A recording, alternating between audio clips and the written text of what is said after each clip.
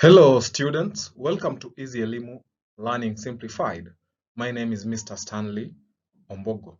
So dear students, previously there is a time when we had an opportunity to look at how to write dialogues and there were several steps to follow when writing guidelines. So in this session, still on how to write a dialogue, I want us to try and look at a dialogue that is written in prose and that is written in a play form. So in the previous video, we only looked at the steps to writing dialogues, but we did not differentiate the two. So I want us to look at how a dialogue in a prose form or a composition form looks like, and how a dialogue in a play looks like. So about writing a dialogue, dear students, remember that a dialogue is a conversation between two people or more. So it could be 2, 3, 4, and so on. So a dialogue can be written directly in two forms, just like I said when I was introducing the session. That is a prose, or we can also say that that is written in composition form and the play form. So let us start by looking at dialogue in composition or prose.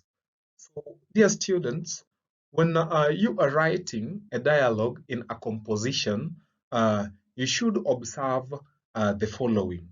So, first of all, before we look at the steps or the guidelines, remember, composition or prose is something that is written in form of a paragraph.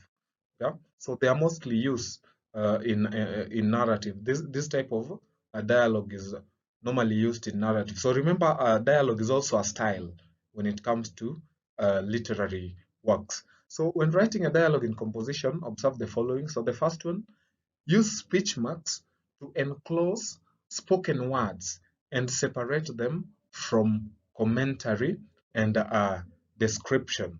So when we talk about commentary are words like he said and even it could be maybe she ordered or she answered, etc. Those are the commentaries and the descriptions. So always start quotations with a capital letter. Then the opening quotation marks should be before the first letter, and the closing quotation marks after the punctuation marks as shown below. So we have, can I talk to him? Can I talk to him? So we have opening quotation marks. Can I talk to him? Then the question mark, which is our punctuation mark here, followed by the closing quotations. Then the commentary afterwards. So there is also the second example. Tom should go home. So opening quotations, Tom should go home, comma, that is our punctuation. Then we have the closing quotations and say. So the commentary words are coming after a quotation and they should always start with a small letter unless it is a name of a person. So just like it is indicated in the two examples that we have, you realize that in the first example, can I talk to him? A question mark. The letter that follows, I mean the letter that comes after the closing quotations is a small letter A. But if you look at the second example, Tom should go home unsaid. So you realize that letter A is capitalized. It is now written in uppercase because an is a name. So I am repeating, the commentary words coming after a quotation should always start with small letters unless it is a name of a person. So we have got other examples here, like I love you, he whispered. But now because the commentary, again, you must also look at the description, that is the word that is used. So if, for example, we have, I love you, he whispered. Then you should say I love you as if, I mean, it should appear as if you are whispering. So, who are you? She asked. So that is in the form of a question, and therefore it must be in it must be in that intonation. Go to hell, he thundered. So because that's like a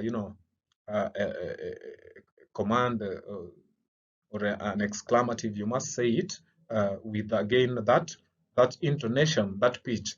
Go to hell, he thundered. So uh, another thing to note, dear students, is that if a quotation starts with commentary words, then a comma must be used to separate them from the direct speech, and the speech must end in a question mark, uh, exclamation mark, or even a full stop.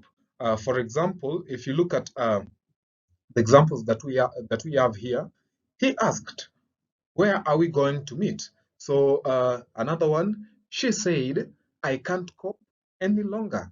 Then the other one, Jane shouted, comma, "I hate you." So you realize that if you start with the commentary, if you start with the commentary, then it is separated. The quotation and the commentary are separated using a comma, as indicated in the examples above. So you can start with, you can either start with the quotations, then end with the commentary, or start with the commentary, then have it followed by the quotations, that is after the comma. So that is it. Another thing is that writing dialogue in a composition can only be creative if you mix the dialogue with vivid description or dramatic situations. So always provide a context for the dialogue in terms of what was going through the mind of the speaker, body language, the weather, if he or she was nervous, how they said the words, etc., etc. So here is an example of now a dialogue that is written in composition form or prose form. "Hi," she whispered to him. She was trying hard to hide her embarrassment. The heat of the day was rising, making the streets hostile and inhospitable. She regretted wearing the heavy cotton outfit that was absorbing the rising heat. "Hey," he answered, drawing her close for a hug. They hugged for a long moment before disengaging. "You look different." "I do?" She had noticed the change he was talking about. So that is just an example of how we can use dialogues in, that is in composition or a prose form, or how we can incorporate it between sentences or paragraphs. So also note that when writing a dialogue, always start with the dialogue in a new paragraph. Again, in narratives, you realize that if there is a dialogue inside the narration or inside the story, you realize that the dialogue is normally separated from the previous paragraph.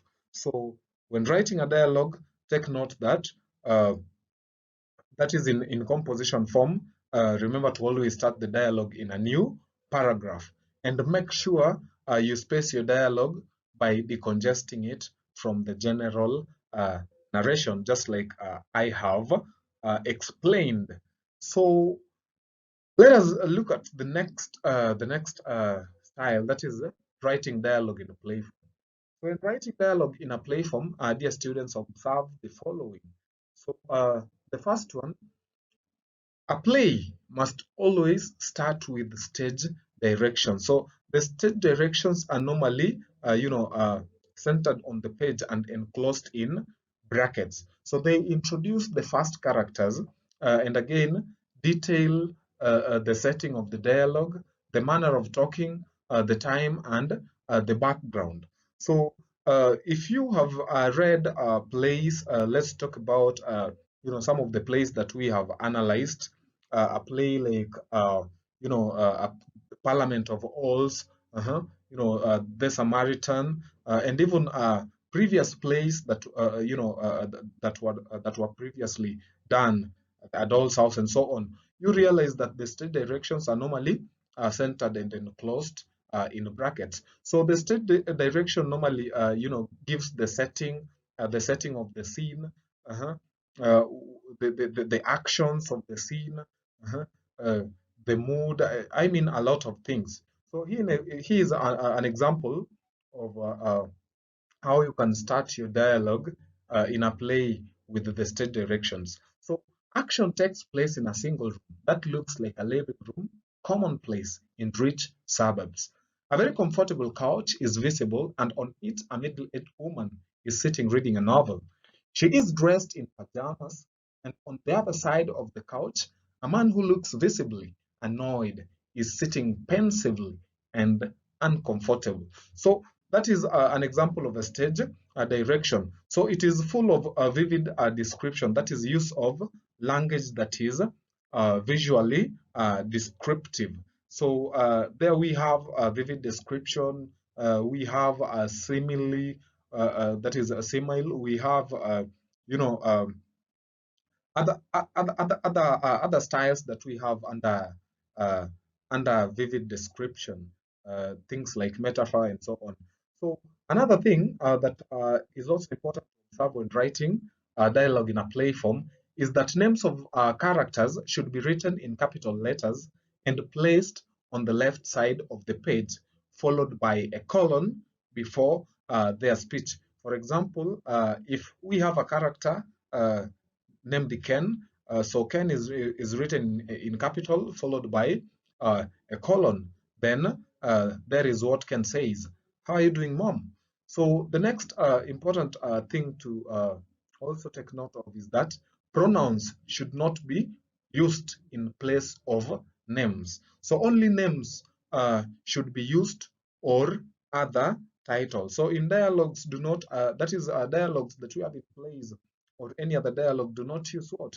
Do not use the pronouns. Remember, pronouns are words used in place of nouns, but in this case, we cannot use them in dialogues. So also note that the speech of characters should be separated from their names clearly without any overlap, and that is why we normally introduce the colon. So look at how it is indicated. So after the colon, there is some space. There is some space, some small space that is left to separate the name and the speech. So, like in this case, we have Simon, and what he is saying is that, tell me more about the problems you discussed yesterday with His Excellency the President at the function you wrote about. So apart from that, dear students, the next thing is that use state directions to show emotions and non-verbal cues used within the dialogue and to make your dialogue creative. So about state directions, I think it is something that I had discussed. So it is there also. Ken smiling. Also, it is enclosed in a bracket. Hello, dear. Then Janet blushing. I am fine, Ken, thanks. While ransacking in her bag. I wanted to show you something. Can you spare me a few times? Ken says, visibly excited. Yes. What is it, my dear? So that is how you can use the state directions also to show emotion. Apart from using it when the play begins to show the setting of the scene, they can also be used to indicate emotions uh, of the characters. So the last thing that is also important uh, note is that speech marks are not used in play format, and the speakers take turns to speak. So remember, when we are looking at a dialogue in composition or in prose form, we say that we use speech marks to, that is the quotation marks to enclose the speaker's words.